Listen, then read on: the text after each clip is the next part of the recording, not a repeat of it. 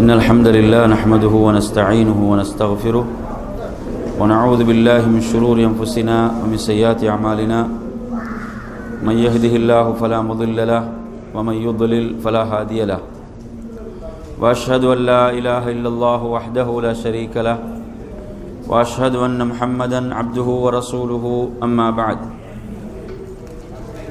يا أيها الذين آمنوا اتقوا الله حق تقاته ولا تموتن إلا وأنتم مسلمون فإن أصدق الحديث كتاب الله وخير الهدي هدي محمد صلى الله عليه وسلم وشر الأمور محدثاتها وكل محدثة بدعة وكل بدعة ضلالة وكل ضلالة في النار.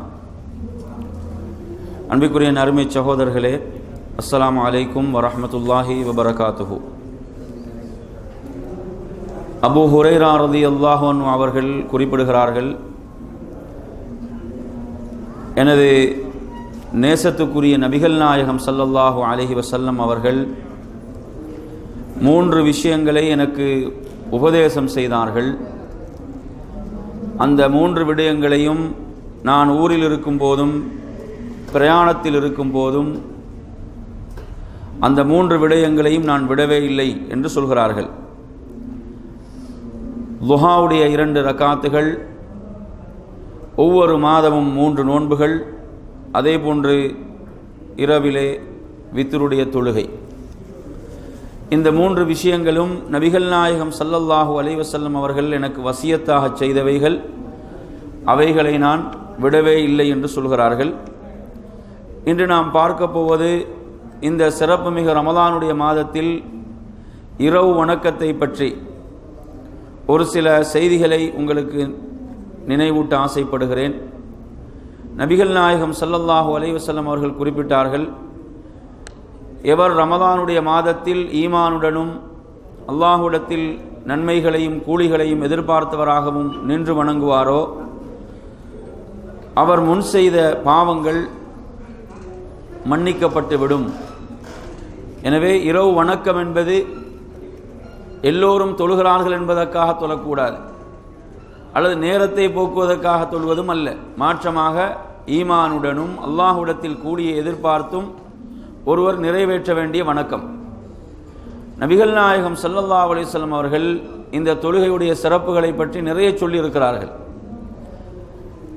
அதில் ஒரு செய்தி, அஃதலு ஸலாத்தி பஅதல் ஃபரீதா, ஃபர்தான தொழுகைக்கு பிறகு சிறந்த தொழுகை இரவு தொழுகையாகும். நாம் தொழுகின்ற ஐவேளை தொழுகைக்கு பிறகு சிறந்த தொழுகை என்ற அந்தஸ்தை பெறுவது இரவில் தொழப்படும் தொழுகை. எனவே நறுமை சகோதரர்களே, இரவு தொழுகையுடைய நேரம் என்பது ஒருவர் இஷாவை தொழுதலிலிருந்து ஃபஜ்ருடைய அதான் வரை உள்ள நேரமாகும். ஒருவர் இஷாவை தொழுது விட்டால் அதன் பிறகு அவர்களுடைய இரவு தொழுகையுடைய நேரம் ஆரம்பிக்கிறது. அதிலிருந்து அவருக்கு ஃபஜ்ருடைய அதான் வரை இரவு தொழுகையை தொழலாம். இந்த இரவு தொழுகைக்கு பல பெயர்கள் இருக்கின்றன. கியாமுல் லைல், ஸலாத்துல் லைல், அதே போன்று தராவிஹ், ஸலாத்து தஹஜ்ஜுத், அதே போன்று ஸலாத்துல் வித்ர், இப்படி பல பெயர்களை கொண்டு இது அழைக்கப்படுகிறது.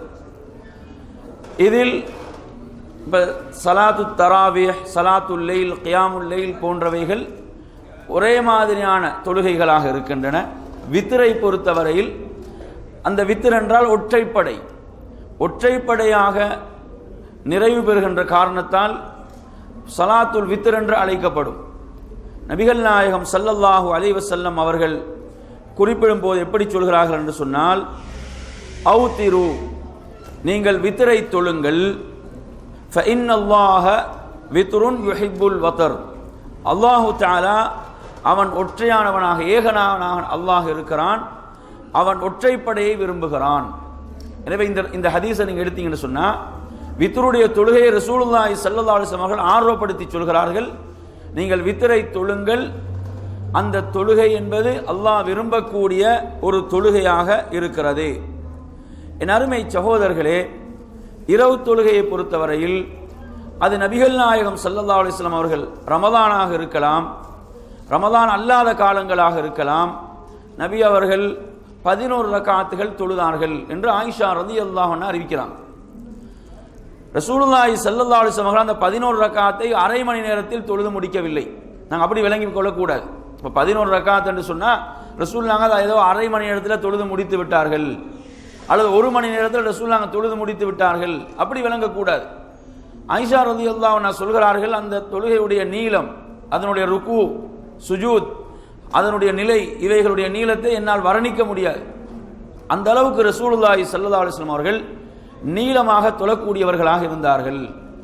எனவே நறுமையான சகோதரர்களே, இரவு தொழுகை என்பது நீளமாக தொழ வேண்டிய ரக்காத்துகள், நீளமான ருக்குகள், நீளமான சுஜூதுகள், இப்படித்தான் இந்த இரவு தொழுகை என்பது அமைய வேண்டும். இப்படி அமையும் போதுதான் அந்த தொழுகையில் நீண்ட அதிகமாக குர்ஆனை ஓதலாம், அதே போன்று நீண்ட நீளமான அத்தியாயங்களை, சூறாக்களை ஓதலாம். எனவே அந்த அடிப்படையிலே இதையும் நாம் புரிந்து கொள்ள வேண்டும். அதே போன்று என் அருமை சகோதரர்களே, வித்ரை பொறுத்தவரையில் ரசூலுல்லாஹி ஸல்லல்லாஹு அலைஹி வஸல்லம் சொல்கிறார்கள், அல் வித்ரு ரக்அத்தும் மின் ஆகிரில் லைல் என்ற ஹதீஸும் வருகிறது. வித்ர் என்பது ஒரு ரக்காத் ஆகும், பிந்திய இரவில் தொழப்படும் ஒரு ரக்காத் என்று ரசூலுல்லாஹ் சொல்றாங்க. அப்ப வித்ர் என்பது அது ஒரு ஒற்றைப்படையிலே அதனுடைய குறைந்த எண்ணிக்கை ஒன்றாக இருக்கிறது. வித்ரை நீங்கள் 3ஆக தொழும் போது, வித்ருடைய தொழுகையை நீங்கள் 3 ரக்காத்துகளாக தொழும் போது அதை நீங்கள் மக்ரிபை போன்று தொழக்கூடாது. நபிகள் நாயகம் ஸல்லல்லாஹு அலைஹி வஸல்லம் அவர்கள் வித்ரை 3ஆக தொழும் போது மக்ரிபை போன்று தொழாதீர்கள் என்று தடுத்தாங்க.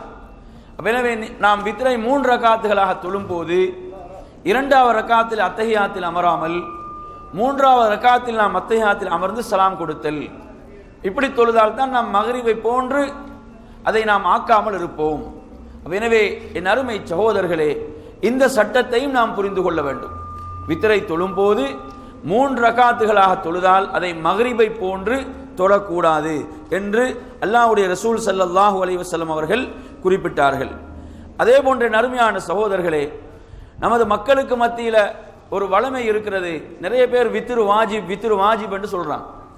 அவங்க சொல்லும் போதே வித்ரன் மட்டும் சொல்றது கிடையாது. சொல்லும் போது எப்படி சொல்றாங்க? வித்ரு வாஜிப் என்ற வார்த்தையை பயன்படுத்துறாங்க. என் அருமையான சகோதரர்களே, இந்த வார்த்தை பிரயோகம் சரியானதா? இப்படி சொல்வதற்கு மார்க்கத்தில் அனுமதி இருக்குதா? வாஜிபனா கடமை, வாஜிபனா என்னது? கடமை. அப்ப வித்ரு கடமை, வித்ரு கடமை என்று அவர் சொல்றார். இப்ப வித்ரு வாஜிப், வித்ரு வாஜிபனா என்னது? வித்ரு கடமை, வித்ரு கடமை என்று சொல்கிறார். என் அருமையான சகோதரர்களை, மார்க்கத்தில் ஒன்றை கடமையாக்குவதாக இருந்தாலும், மார்க்கத்தில் ஒன்றை சுன்னத்தாக ஆக்குவதாக இருந்தாலும், ஹராமாக ஆக்குவதாக இருந்தாலும், ஹலாலாக ஆக்குவதாக இருந்தாலும் அதற்கு ஆதாரம் தேவை. ஆதாரம் இல்லாமல் யாருக்கும் ஒன்ற வாஜிப் என்று சொல்ல இயலாது, சுன்னத் என்று சொல்லவும் இயலாது, ஹராம் என்று சொல்லவும் முடியாது, ஹலால் என்று சொல்லவும் முடியாது. எனவே மார்க்கத்தில் ஒன்றை நாம் வாஜிப் என்று சொல்வதாக இருந்தால் அதற்கு ஆதாரம் தேவை. எனவே வித்ரு வாஜிப் என்ற வார்த்தை பிரயோகம் இருக்கிறதே, இந்த வார்த்தை பிரயோகம் என்பது ஒரு தவறான வார்த்தை பிரயோகம். ஏனென்றால் ரசூலுல்லாஹி ஸல்லல்லாஹு அலைஹி வஸல்லம் அவர்களிடம் ஒரு மனிதர் கேட்கிறார். இந்த ஹதீஸ் புகாரில பதிவாக இருக்குது. நல்ல கவனிங்க. தல்ஹா இப்னு உபைதுல்லாஹ் ரலியல்லாஹு அன்ஹு அறிவிக்கக்கூடிய செய்தி. ஒரு மனிதர் அல்லாஹ்வுடைய ரசூலே, அக்பிர்னி மாதா ஃபரதல்லாஹு அலைய மினஸ் ஸலா, அல்லாஹ் என் மீது விதியாக்கிய கடமையான தொழுகை எனக்கு சொல்லித்தாருங்கள். ரசூலுல்லாஹ்கிட்ட கேட்கிறாங்க, என் மீது அல்லாஹ் கடமையாக்கிய தொழுகையை எனக்கு சொல்லித்தாருங்கள், அறிவித்து தாருங்கள் என்று கேட்கிறார். ரசூலுல்லாஹ் சொல்றாங்க, அஸ்ஸலவாத்துல் ஹம்ஸ், 5 நேர தொழுகை தான் கடமை, ஐவேளை தொழுகையை தான் அல்லாஹ் உன் மீது கடமையாக்கி இருக்கிறான், அதை தவிர்த்துள்ள அனைத்தும் உபரியானவைகள். இல்ல அம் ததவ்வ ஷைஅ, அதை தவிர்த்து உள்ளவைகள் அனைத்தும் உபரியானவைகள் என்று நபிகள் நாயகம் ஸல்லல்லாஹு அலைஹி வஸல்லம் சொல்கிறாங்க. அப்ப நல்லா கவனிங்க, ஐவேளை தொழுகையை தவிர்த்து மற்ற எல்லா தொழுகைகளும் உபரியானவைகள். அப்ப நீங்க வித்ர வாஜிப் என்று சொன்னீங்கன்னா அது இந்த ஹதீஸுக்கு மாற்றமான ஒரு வார்த்தை பிரயோகம். ரசூலுல்லாஹ் சொல்லி தந்த ஹதீஸுக்கு மாற்றமான ஒரு வார்த்தை பிரயோகத்தை நீங்கள் பயன்படுத்துகிறீர்கள். எனவே வித்ரு வாஜிப் என்று சொல்வது ஒரு பிழையான ஒரு வார்த்தை பிரயோகம். அப்படி சொல்லக்கூடாது. நீங்கள் வித்ர் என்று தொழுகையை சொல்லலாமே தவிர அது கடமை என்று சொல்லக்கூடாதே. ரசூலுல்லாஹி ஸல்லல்லாஹு அலைஹி வஸல்லம் சொன்னது ஐவேளை தொழுகை தான் கடமை, அதை தவிர உள்ளவைகள் அனைத்தும் உபரியானவைகள் என்ற ஹதீஸ். அதே போன்று பாருங்க, முஆத் இப்னு ஜபல் ரலியல்லாஹு அன்ஹு அவர்கள் யமனுக்கு அனுப்பப்படும் போது ரசூலுல்லாஹி ஸல்லல்லாஹு அலைஹி வஸல்லம் அவர்கள் முஆத் இப்னு ஜபல் ரலியல்லாஹு அன்ஹு அவர்களுக்கு என்ன சொல்லிக் கொடுக்குறாங்கன்னு சொன்னா, நீங்க வேதம் கொடுக்கப்பட்ட ஒரு சமுதாயத்திடம் செல்கிறீர்கள். வேதம் கொடுக்கப்பட்ட வேதக்காரர்களிடம் நீங்கள் செல்கிறீர்கள். அவர்களை நீங்கள் எதன்பால் அழைக்க வேண்டும்? ஷஹாதத்து அல்லா இலாஹ இல்லல்லாஹ், இந்த ஷஹாதா கலிமாவின் பாலும், வ அன்ன முஹம்மதர் ரசூலுல்லாஹ் என்ற எனது தூதுத்துவம், இந்த கலிமாவின் பால் நீங்கள் மக்களை அழைக்க வேண்டும் என்று சொல்லிவிட்டு அதற்கு வழிபட்டால் நீங்கள் சொல்லுங்கள் அவர்களுக்கு அல்லாஹ் ஐவேளை தொழுகையை கடமையாக்கி இருக்கிறான். அப்ப எனவே நறுமையான சகோதரர்களே, ரசூலுல்லாஹ் அங்க பிரயாணத்தில் வித்திர வாகனத்தில் அமர்ந்து தொழுவாங்க. ஹதீஸ்ல நீங்க பாருங்க, புகாரில் இருக்குது, முஸ்லீம் இருக்குது. ரசூலுல்லாஹ் அங்க பிரயாணத்தில் வித்திரை வாகனத்தில் அமர்ந்து தொழுவார்கள். ஃபர்லான தொழுகை நேரம் வந்து விட்டால் அவங்க வாகனத்திலிருந்து இறங்கி கிப்லாவை முன்னோக்குவார்கள். அப்ப இந்த செய்தி உங்களுக்கு என்ன ஆதாரம்? வித்திரு வாஜிப் இல்லை. ரசூலுல்லாஹ் அங்க சுன்னத்தான தொழுகை என்ன செய்வாங்க? ஒட்டகத்தில் அமர்ந்து தொழுவாங்க பிரயாணத்தில். எனவே நறுமையான சகோதரர்களே, இது வாஜிப் என்ற இந்த வார்த்தை பிரயோகம் தவறானது. அப்ப இதை நாம் என்ன செய்ய வேண்டும்? இந்த வார்த்தையை தவிர்த்துக் கொள்ள வேண்டும். பொதுவாக வித்ருடைய தொழுகை என்று நாம் சொல்லிக் கொண்டால் போதுமானது. அதே போன்று அது ஒரு சுன்னத்தான தொழுகை, ஆனால் அது வலியுறுத்தப்பட்ட ஒரு சுன்னா. அப்படி புரிஞ்சுக்கணும் சார். நீங்க எப்படி புரிய வேணும்? ஒரு வலியுறுத்தப்பட்ட ஒரு சுன்னத்தான தொழுகை. ரசூலுல்லாஹ் அங்க பிரயாணத்தில் கூட விடாத 2 சுன்னத்துகள் இருக்கிறது. ரசூலுல்லாஹ் பிரயாணத்தில் கூட விட மாட்டாங்க. அது என்னென்ன சுன்னத்? ஃபஜ்ருடைய முன் சுன்னத் ரசூலுல்லாஹ் பிரயாணத்திலும் விட மாட்டாங்க. அதே போன்று வித்ருடைய தொழுகை ரசூலுல்லாஹ் பிரயாணத்திலும் விட மாட்டார்கள். அப்படிப்பட்ட 2 தொழுகைகள் தான் அவ்வளவு முக்கியத்துவம் கொடுக்கப்பட்ட 2 சுன்னத்தான தொழுகைகள். வித்ரும் முக்கியத்துவம் கொடுக்கப்பட்ட ஒரு சுன்னா, அதே போன்று ஃபஜ்ருடைய முன் சுன்னா என்பதும் முக்கியத்துவம் கொடுக்கப்பட்ட ஒரு சுன்னாவாக இருந்து கொண்டிருக்கிறது. அடுத்த அருமையான சகோதரர்களே, நான் உங்களுக்கு சொன்னேன், வித்ருடைய தொழுகையின் நேரம் என்பது ஒருவர் இஷா தொழுதலிலிருந்து ஃபஜ்ருடைய அதான் வரை உள்ள நேரம், ஒரு நீண்ட நேரம் இருக்கிறது வித்ரு தொழுகைக்காக. நீங்க நன்றாக புரிந்து கொள்ளுங்கள். ஒருவர் 2 ரக்காத்தா தொழுகிறார். இரவு தொழுகை நாங்க என்ன செய்யறார்? ஒருவர் 2 ரக்காத்தா தொழுகின்றார். 10 ரக்காத்துகள் தொழுதுட்டார். 2 ரக்காத்துகளா சலாம் கொடுத்து 10 ரக்காத்துகள் தொழுது ஒரு ரக்காத்தை அவர் வித்ராக நியத்து வைத்து தொழுதால் மொத்தம் எத்தனை ரக்காத்து? 11 ரக்காத். ரசூலுல்லாஹ் சொன்னாங்க, அந்த இரட்டை படைகளை எல்லாம் இறுதியாக தொழக்கூடிய ரக்காத் ஒற்றையாக ஆக்கிவிடும். எப்படி சொல்றாங்க ரசூலுல்லாஹ்? அந்த இரட்டையாக தொழக்கூடிய அந்த தொழுகையை கடைசியாக இறுதியாக தொழக்கூடிய ஒரு ரக்காத் வித்ர் என்ன செய்துவிடும் என்று சொன்னால் அதை அந்த அனைத்தையும் ஒற்றைப்படையாகும். ஏன்னா மொத்தம் அவர் 11 தொழுதார். 11 தொழுதார் என்றால் அவர் ஒற்றைப்படையிலே அவர் நிறைவு செய்திருக்கிறார். அடுத்த அருமையான சகோதரர்களே, முக்கியமாக நீங்க ஒரு சட்டத்தை புரிந்து கொள்ள வேண்டும். இது நிறைய பேருக்குள்ள சந்தேகம். என்ன சந்தேகம்? இப்ப சிலவங்க பள்ளியில இரவுல தொழுகை நடக்குது, ரமதான்ல இரவுல தொழுகை நடக்குது. அந்த தொழுகையை முடிக்கிறாங்க. அந்த தொழுகையை தொழுதுட்டு வித்ரையும் தொழுதுறாங்க. வித்ரையும் தொழுதுட்டு ரூமுக்கு போறாங்க. ரூமுக்கு போய் என்ன செய்யறாங்க? பிந்திய இரவுல எழுந்து தஹஜ்ஜுத் தொழ நினைக்கிறாங்க. பிந்திய இரவுல எழும்பி தஹஜ்ஜுத் தொழ நினைக்கிறாங்க. இவர் தஹஜ்ஜுத் தொழலாமா தொழக்கூடாதா என்று சொன்னால், இதுல சட்டத்தை நன்றாக நீங்க விளங்குவோம். ஒரு முக்கியமான சட்டம் இது, நிறைய பேருக்குள்ள ஒரு சட்டம். என்ன? ஒருவர் வித்ரை தொழுது விட்டார், இமாமோடு வித்ரை ரமதான்ல குறிப்பாக ஜமாத் நடக்கும், வித்ரை தொழுது விட்டு ரூமுக்கு சென்று அல்லது வீட்டுக்கு சென்று என்ன செய்யறாரு? பிந்திய இரவில் தஹஜ்ஜுத் தொழ எண்ணினால் அவர் தாராளமாக தஹஜ்ஜுத் தொழலாம், தடை இல்லை. ஆனால் ரசூலுல்லாஹ் சொன்னாங்க என்னது? ஒரு இரவில் 2 வித்ர்கள் தொழக்கூடாது. இப்ப ஒருத்தர் எப்படி நினைக்கூடாது? இப்ப தஹஜ்ஜுத் தொழுது நினைக்கூடாது. ரசூலுல்லாஹ் இரவுல கடைசியா வித்ர தொழுமாறு சொல்லி இருக்கிறாங்க. அவ நான் மறுபடியும் வித்ரை தொழுது கொள்ளலாம் என்று அப்படி நினைக்க கூடாது. ரசூலுல்லாஹ் சொன்னாங்க, ஒரு இரவில் 2 வித்ர்கள் தொழப்படக்கூடாது. ஒரு இரவில 2 வித்ர்கள் தொழக்கூடாது. இப்ப நீங்க முந்தைய இரவுல வித்ரு தொழுதுட்டீங்களா? தொழுது விட்டால் உங்களுக்கு தஹஜ்ஜுத் தொழ அனுமதி இருக்கு, தஹஜ்ஜுத் தொழலாம். ஆனா ரசூலுல்லாஹ் இன்னொரு சட்டத்தை என்ன சொல்றாங்கடா? உங்களுடைய இரவு தொழுகையில வித்ரை கடைசியாக ஆக்குங்கள். ரசூலுல்லாஹ் என்ன சொல்றாங்க? உங்களுடைய இரவு தொழுகையில வித்ரை இறுதியாக ஆக்குங்கள் என்று சொல்றாங்க. யார் ஃபஜ்ரை பயப்படுகிறாரோ, யார் சுபகை பயப்படுகிறாரோ அவர் வித்ரை தொழுது கொள்ளட்டும் என்று சொன்னாங்க. அப்ப அந்த அடிப்படையில் அருமையான சகோதரர்களே, நாங்க நமது இரவு தொழுகையில கடைசியானதாக வித்ரை வைத்துக் கொள்ள வேண்டும். அதுதான் சிறந்தது. ஒருத்தர் முந்தைய இரவுல வித்ரு தொழுது விட்டால் அவருக்கு தஹஜ்ஜுத் தொழுவதற்கு தடல்ல. ஏன்னா ரசூலுல்லாஹ் அப்படி தொழுது இருக்கிறாங்க. ரசூலுல்லாஹ் வித்ரை தொழுத பிறகும் 2 ரக்காத்துகள் அப்படி தொழுதாங்கன்ற ஹதீஸ்கள் வருது. அந்த ஹதீஸ் எதை சொல்லுது என்றால், வித்ரை தொழுத ஒருவரும் 2 ரக்காத்துகள் தொழலாம், அதற்குரிய அனுமதிக்கு தான் அந்த ஹதீஸ். அப்ப எனவே அருமையான சகோதரர்களே, நாம் நன்றாக புரிந்து கொள்ள வேண்டும். வித்ரை தொழுத ஒருவர் தஹஜ்ஜுத் தொழ எண்ணினால் தொழலாம், அனுமதி இருக்குது மார்க்கத்தில். ஆனால் அதை வளமையாக ஆக்கி கொள்ளக்கூடாது. எப்படி செய்யக்கூடாது? இப்போ நீங்கள் உறுதியாக உங்களுக்கு தெரியும், நீங்கள் தஹஜ்ஜுதுக்கு எழுவீங்க, பிந்திய இரவில் எழுந்து தொழுவீங்கன்னு உங்களுக்கு உறுதியாக தெரியும்னு சொன்னால் நீங்கள் முந்தைய இரவில் வித்திரை தொழுது கொள்ளாமல் இருப்பது நல்லது. வித்திரை தொழாமல் வித்திரை நீங்கள் என்ன செய்யலாம்? வித்திரை பிற்படுத்திக் கொள்ளுது. நீங்கள் தஹஜ்ஜுதை தொழுது முடிஞ்சு இறுதியாக வித்திரை தொழுது கொள்ளுதல். பாருங்க ஹதீஸ்ல எப்படி வருது பாருங்க. ரசூலுல்லாஹ் சொல்றாங்க, மன் ஹாஃப அல்லா யகூம மின் ஆகிரில் லைல், யார் பிந்திய இரவில் எழ முடியாது என்று பயப்படுகிறாரோ, பிந்திய இரவில் எழ முடியாது, தூக்கம் மேலிட்டு விடும் என்று பயந்தால் ஃபல் யூத்திர் அவ்வலஹு, அவர் முந்திய இரவில் வித்திரை தொழுது கொள்ளட்டும். ரசூலுல்லாஹ் சொல்றாங்க, தூங்க முன்னால முந்திய இரவில் அவர் வித்திரை தொழுது கொள்ளட்டும். வமன் தமிய அன் யகூம ஆகிரஹு, யார் பிந்திய இரவில் எழ முடியும் என்று நினைக்கிறாரோ, பிந்திய இரவில் எழும்பி தொழலாம் என்று நினைக்கிறாரோ, அவர் என்ன செய்யட்டும்? வித்திரை பிந்திய இரவில் தொழுது கொள்ளட்டும். ஏன் தெரியுமா? பிந்திய இரவில் தொழுவதுதான் சிறந்தது. ரசூலுல்லாஹ் அப்படி சொல்றாங்க. பிந்திய இரவில் தொழும் போது மலக்குகள் அந்த தொழுகைக்கு சாட்சியாக இருப்பாங்க. வானவர்கள் மலக்குகள் அந்த தொழுகைக்கு சாட்சியாக இருப்பாங்க.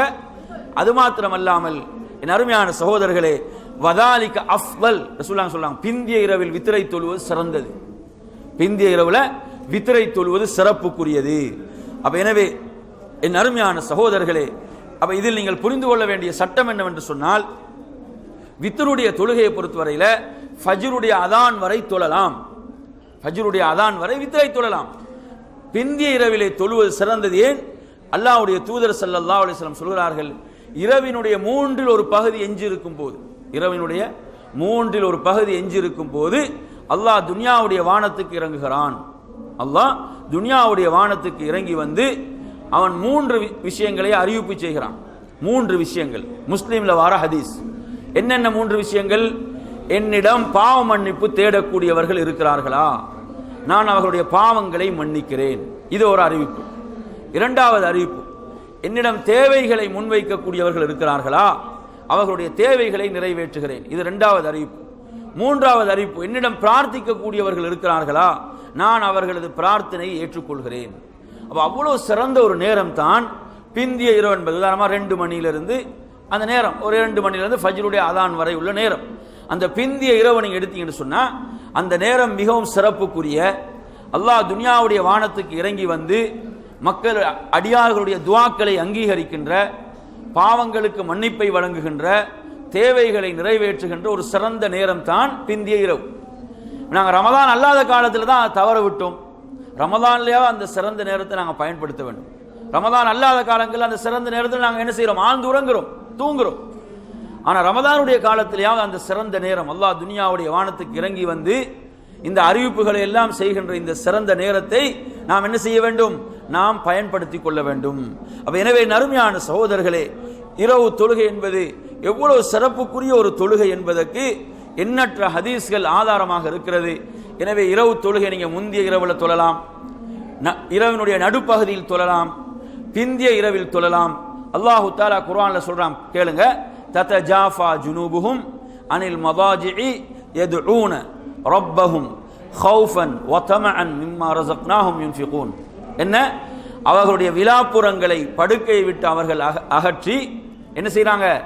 அல்லாஹுவை அவர்கள் பிரார்த்திக்கிறார்கள், அல்லாஹுவை வணங்குகிறார்கள், அல்லாஹுவை தொழுகின்றார்கள். அல்லாஹுவை, அவனுடைய அருளை ஆதரவு வைத்தவர்களாக, அவனுடைய தண்டனையை பயந்தவர்களாக அவர்கள் அல்லாஹுவை தொழுவார்கள். அல்லாஹ் நாம் வழங்கியவற்றிலிருந்து அவர்கள் செலவும் செய்வார்கள். அல்லாஹு தஆலா சிறப்பித்து சொல்லிவிட்டு சொல்கிறான், இவர்களுக்கு அல்லாஹ் தயார்படுத்தியிருக்கக்கூடிய அந்த வெகுமதி என்ன தெரியுமா? எந்த ஒரு நஃப்ஸாலும், எந்த ஒரு மனிதராலும், எந்த ஒரு ஆத்மாவாலும் அறிந்து கொள்ள முடியாத கண் குளிர்ச்சியை நான் இவர்களுக்கு தயார்படுத்தி வைத்திருக்கிறேன், மறைத்து வைத்திருக்கிறேன், இவர்கள் செய்த நல்ல அமல்களுக்கு பிரதி உபகாரமாக. அப்ப சுவர்க்கத்தை அல்லாஹ் எப்படி சொல்கிறான் என்று சொன்னா, அதை சிந்திக்கவே முடியாத, கற்பனை கூட செய்து பார்க்க முடியாத அந்த சிறப்பான சுவர்க்கத்தை நான் இவர்களுக்கு தயார்படுத்தி வைத்திருக்கிறேன். அப்ப எனவே நறுமையான சகோதரர்களே, அப்ப இரவு தொழுகையை பொறுத்தவரையில ரமதானுடைய காலத்தில் நாம் இந்த நமது நேரங்களை, குறிப்பாக இரவு நேரம், ரசூலுல்லாஹி ஸல்லல்லாஹு அலைஹி வஸல்லம் ஒரு முறை சொன்னார்கள், லா தகுன் மிஸ்ல ஃபுலான், இன்னாரை போன்று நீங்கள் ஆகிவிடாதீர்கள். ரசூலுல்லாஹ் சொல்றாங்க, இன்ன மனிதரை போன்று ஆகிவிடாதீர்கள். என்ன சொன்னாங்க? அவர் இரவிலே விழித்திருக்கிறார், ஆனால் இரவில் தொழுவது கிடையாது.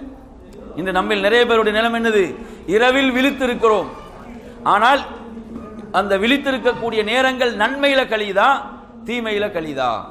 நாம் இரவில் விழித்திருக்கக்கூடிய நேரங்கள் எதில் கழிகிறது? நன்மையில் கழிகிறதா, தீமையில் கழிகிறதா? நன்மையில் கழிந்தால் நாம் பாக்கியம் பெற்றவர்கள். எனவே நறுமையான சகோதரர்களே, இரவு நேரம் எந்த அளவுக்கு சிறப்பித்து ரசூலுல்லாஹ் சொல்றாங்கடா, இரவில் ஒரு நேரம் இருக்கிறது, அந்த நேரத்தில் ஒரு முஸ்லிமுடைய துஆ பிரார்த்தனை அமைந்து விடும் என்றால் அல்லாஹ் அதை அங்கீகரித்து விடுவான், அதை ஏற்றுக்கொண்டு விடுவான். அவன் கேட்பதை அல்லாஹ் வழங்காமல் இருப்பதில்லை ரசூலுல்லாஹ் சொல்றாங்க. அவ்வளவு சிறப்புக்குரியதான் இரவு, ஒரு பொக்கிஷம் தான் ஒரு மூமினுடைய இரவாக இருக்கிறது. எனவே இரவு நேரத்தில் அல்லாஹ் துனியாவுடைய வானத்துக்கு இறங்கி வருகின்ற அந்த நேரத்தில், பிந்திய இரவில், அல்லாஹ் மிக நெருக்கமாக இருக்கக்கூடிய அடியார்களுக்கு நெருக்கமாக இருக்கக்கூடிய பிந்திய இரவில் நாம் சுஜூதிலே இருந்து, சுஜூத் என்பது நாம் அல்லாஹ்வுக்கு மிக நெருக்கமாக இருக்கக்கூடிய சந்தர்ப்பம், அதில் நாம் அதிகம் துஆ கேட்க வேண்டும். பாருங்கள், ஆயிஷா ரலியல்லாஹு அன்ஹா அவர்கள் ஒரு முறை சொல்கிறார்கள், நபிகள் நாயகம் ஸல்லல்லாஹு அலைஹி வஸல்லம் அவர்களை இரவில் படுக்கையிலே காணவில்லை. நான் அங்குமிங்குமாக தடவி பார்க்கிறேன், இரவு நேரம் இருளாக இருக்குது, விளக்கில்லை. நாம் அங்குமிங்குமாக ரசூலுல்லாஹ்வை அவங்களை தேடி பார்க்கிறேன். அவங்களோட மஸ்ஜிதுகள் அப்படியே சுஜூதிலே இருக்கிறது. அவங்களோட கையை வச்சு பார்க்குறாங்க, ரசூலுல்லாஹ்வுடைய பாதங்கள் சுஜூதிலே இருக்கிறது. இரவுல ரசூலுல்லாஹ் தொழுகின்றார்கள். ஆயிஷா ரலியல்லாஹு அன்ஹா சொல்றாங்க, அந்த நேரத்தில் துஆ என்ன தெரியுமா? அல்லாஹும்ம அஊது பிரிலாக மின் சஹதிக் வ பிமுஆஃபாதிக மின் உகூபதிக் வ அஊது பிக மின்க லா உஹ்ஸி ஸனாஅன் அலைக அன்த கமா அஸ்னைத அலா நஃப்ஸிக். ரசூலுல்லாஹ் சுஜூதில இருந்து ஓதுறாங்க, யா அல்லாஹ், அதாவது உனது கோபத்தை விட்டும் உனது திருப்பொருத்தத்தை கொண்டு நான் பாதுகாப்பு தேடுகிறேன். அதே போன்று உனது மன்னிப்பின் மூலம் உனது தண்டனை விட்டு பாதுகாப்பு தேடுகிறேன். உன்னை நீ எவ்வாறு புகழ்ந்து கொண்டாயோ அதுபோன்று நான் உன்னை புகழுகிறேன். உன்னை வார்த்தைகளால் மட்டிட முடியாத அளவுக்கு நீ உன்னை புகழ்ந்திருக்கிறாய். என் அருமையான சகோதரர்களே, இப்படிப்பட்ட இரவு, ரமதானுடைய இரவு காலங்கள், சிறப்புக்குரிய இந்த இரவு நேரங்கள், அதிலும் குறிப்பாக நாம் சஹருடைய நேரம், நாம் அந்த நேரத்தில் விழித்திருக்கிறோம். அந்த நேரத்தில் அதிகம் நாம் பாவ மன்னிப்புக்காக அந்த நேரத்தை ஒதுக்கி கொள்ள வேண்டும். எனவே அருமை சகோதரர்களே, இந்த ரமதானுடைய காலங்களிலே இந்த இரவு நேரங்கள், குறிப்பாக இரவு வணக்கத்துக்குரிய நேரங்களை அதிகம் பயன்படுத்திக் கொள்வோமாக.